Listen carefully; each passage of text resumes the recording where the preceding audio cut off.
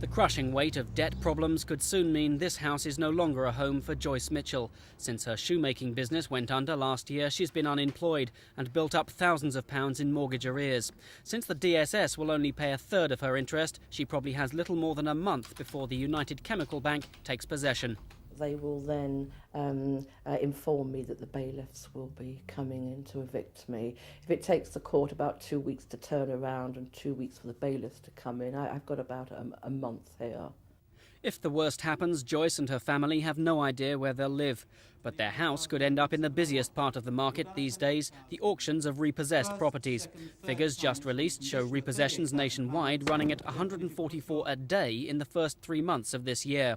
In London, the picture is especially gloomy, jumping from 9,600 in 1990 to over 14,000 last year. And some say repossessions could reach 18,000 this year. Much depends on the attitude of the building societies under the spotlight at a seminar today where housing officials from London authorities criticised the much publicised mortgages to rent scheme launched last December. It's so far saved only a handful of homes. So that's perhaps being a little polite to say it was not entirely successful. It was in fact set up in a great hurry between a number of housing associations. It was announced as a wham-bam initiative that was going to rescue lots of people in difficulties with their mortgages, and it simply hasn't worked.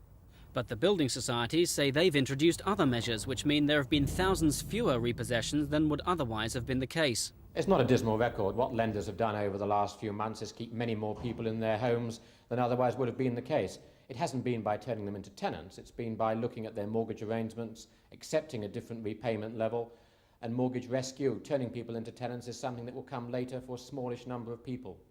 But Joyce Mitchell says she wasn't offered any help by her lender, a bank which took months to provide simple documentation needed by the DSS. This is David Strawn for Thames News.